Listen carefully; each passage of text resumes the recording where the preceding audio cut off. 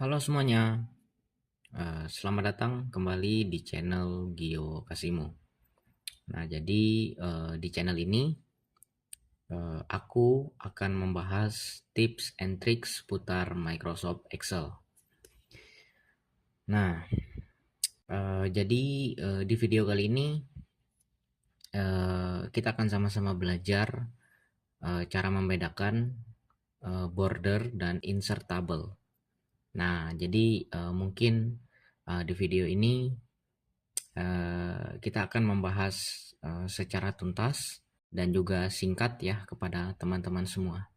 Jadi di sini kan kalau untuk teman-teman pengguna Excel ya pasti sering yang namanya buat yang namanya table gitu ya di Excel.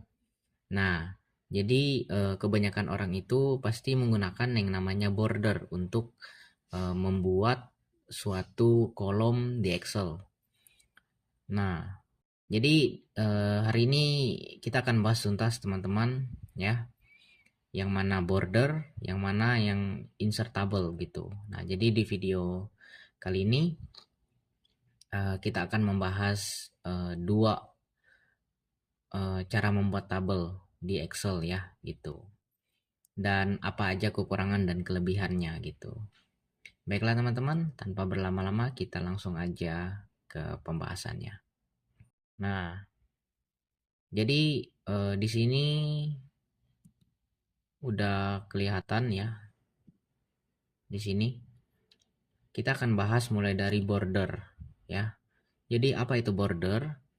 Nah, border itu adalah secara sederhananya garis-garis untuk membantu pembuatan kolom yang ada di Excel gitu. Dan border itu berada di tab menu ribbon home. Dia itu berada di grup font ya di atas ini.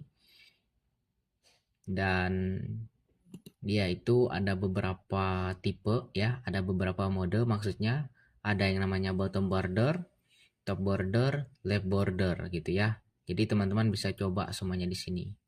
Nah, untuk yang sering orang pakai itu namanya adalah all border, yang ini gitu, yang ini ya. Jadi kita bahas. Nah, untuk border ini itu yang banyak ya bagi mereka yang pemula atau baru belajar Excel. Misalnya kita disuruh buat tabel.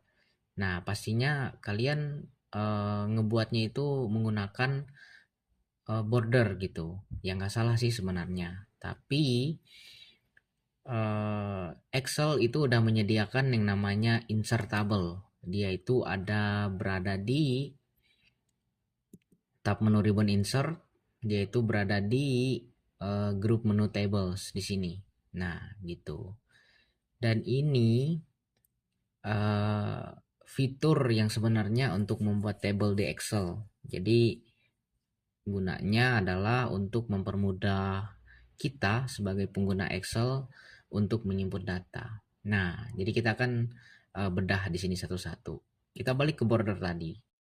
Misalnya kita ingin buat tabel seperti ini, misalnya, nah kita buat tabel. Kalau pakai border kan kita ngaturnya itu manual gitu ya. Kita pengen yang bentukannya kayak gimana gitu. Misalnya contoh di sini adalah all border. Nah, all border itu sifatnya manual teman-teman, atau border itu sendiri itu sifatnya manual. Kalau misalnya kita menginput data seperti ini ya, misalnya kita tambahkan di sini satu misalnya. Nah, dia itu enggak otomatis gitu bordernya ke update. Nah, ini salah satu kekurangan dari border, teman-teman. Itu. Ya, sampai sini paham. Dan juga untuk pemilihan warnanya di sini, untuk yang border itu masih manual, teman-teman. Kita masih klik di sini, kemudian masih klik kayak gini, ya, itu manual ya. Gitu. Begitu juga dengan penginputan datanya, teman-teman. Kalau di border, dia itu sifatnya manually atau manual gitu ya.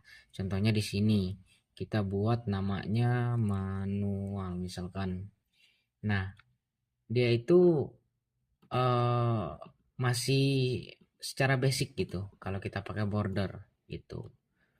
Nah, jadi untuk membedakannya adalah jika ada garis pembantu seperti ini, itu namanya border, teman-teman. Ya, gitu. Nah, kemudian insertable. Insertable ini adalah apa? Jadi, insertable ini adalah fitur untuk membentuk sebuah tabel yang ada di Excel. Kita akan contohkan, dan ini dia contoh insertable.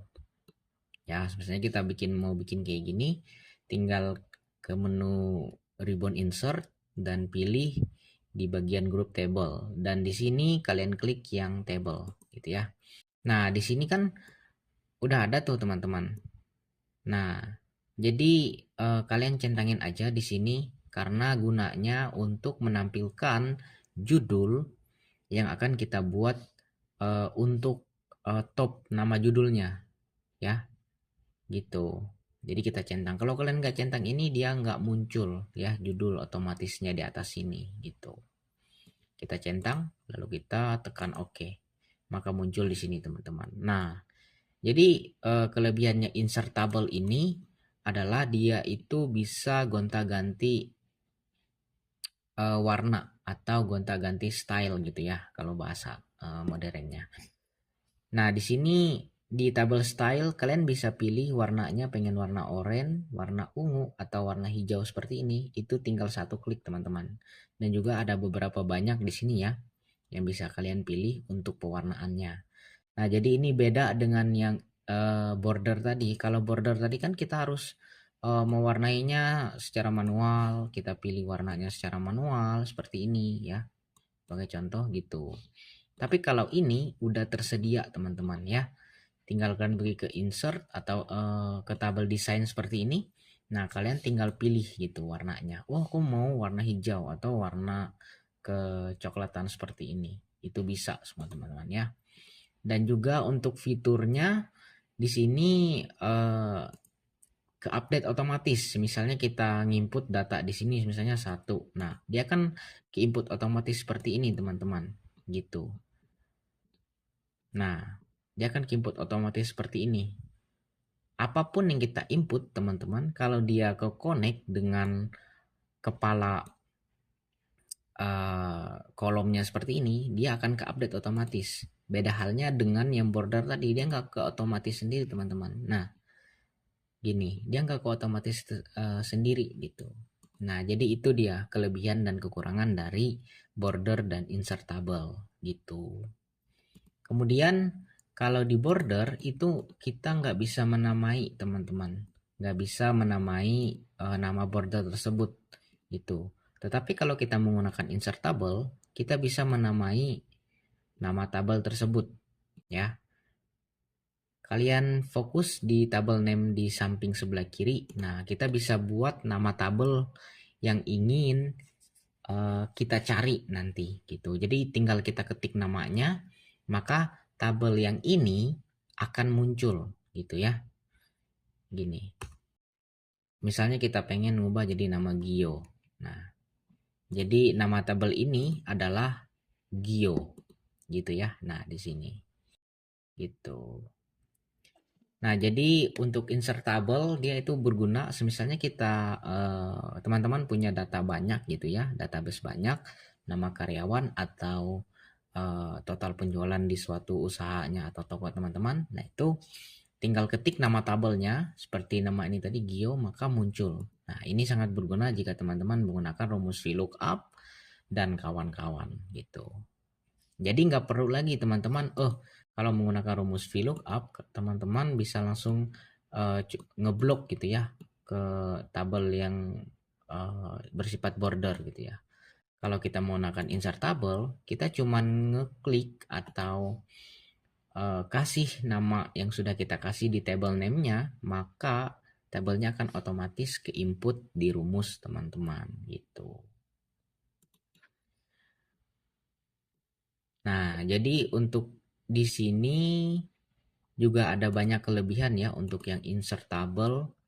Dia itu ada yang namanya total rows. Jadi total rows ini untuk ngelihat misalnya teman-teman ngehitung total dari penjualan. Jika teman-teman ngeklik ini, maka total penjualan teman-teman itu kelihatan, teman-teman. Nah, jadi tersedia di sini ada beberapa rumus, yaitu rumus average, count, count number, max, dan lain-lain gitu ya. Ada max dan ada min juga. Nah, ini kebanding terbalik teman-teman kalau kita menggunakan border. Kalau menggunakan border kan kita harus manual seperti ini. Kalau kita pengen, misalnya ada data teman-teman di sini, data penjualan, teman-teman harus ngesum. Kita harus manual seperti ini, sum kayak gitu, bla bla bla. Nah, kan lama teman-teman.